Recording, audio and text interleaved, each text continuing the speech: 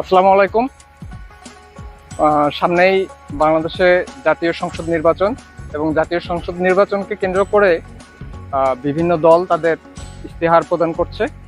এর মাঝে গতকালকে দেখলাম বাংলাদেশ জামাতে ইসলামের সুযোগ্য আমির জনাব আবু তাহের ভাই কৃষি নিয়ে বেশ কিছু কথা বলেছেন এবং তার মধ্যে একটি গুরুত্বপূর্ণ বিষয় উল্লেখ করেছেন, সেটি হচ্ছে কৃষকদের প্রশিক্ষণের ব্যবস্থা করার কথা। বাংলাদেশের ৮০% লোক কোনো না কোনোভাবে কৃষির সাথে সম্পৃক্ত। বিপুল এই জনগোষ্ঠীকে সরকারিভাবে প্রশিক্ষণের আওতায় নিয়ে আসা কতটুকু সম্ভব, এটি আসলে প্রশ্ন থেকেই যায়।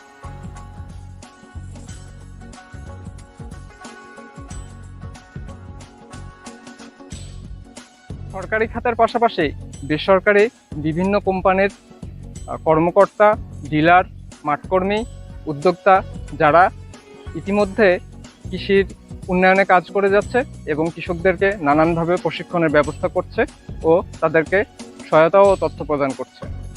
বেসরকারিভাবে কৃষির সাথে সংশ্লিষ্ট এসব কর্মকর্তা ও কর্মচারীকে যদি সরকারিভাবে উন্নত প্রশিক্ষণের ব্যবস্থা করা হয়, তাহলে তারা এই প্রশিক্ষণকে কাজে লাগিয়ে কৃষকদেরকে আরও উন্নত ও প্রযুক্তিগত সহায়তা প্রদান করতে পারবে বলে আমার মনে হয়। কৃষক ও কৃষির উন্নয়নে আমার এই বার্তাটি বর্তমানে যারা সরকারের নীতি নির্ধারণী পর্যায়ে আছেন এবং ভবিষ্যতে যারা নীতি নির্ধারণী পর্যায়ে আসতে যাচ্ছেন তাদেরকে উদ্দেশ্য করে।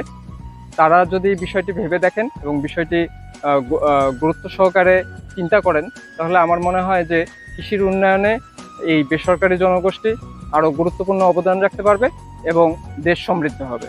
আরেকটি বিষয় আমরা প্রায়শই উপেক্ষা করি, বাংলাদেশে বিপুল সংখ্যক একটি জনগোষ্ঠী যারা সেলস এবং মার্কেটিং পেশার সাথে জড়িত, সহজ বাংলায় বিক্রয় প্রতিনিধি হিসেবে কাজ করে যাচ্ছে, কিন্তু এই পেশার নেই কোনো সুনির্দিষ্ট কাঠামো, নেই তাদের কোনো আর্থিক নিরাপত্তা এবং তাদের পক্ষে কথা বলার মতো কোনো প্রতিনিধি নেই।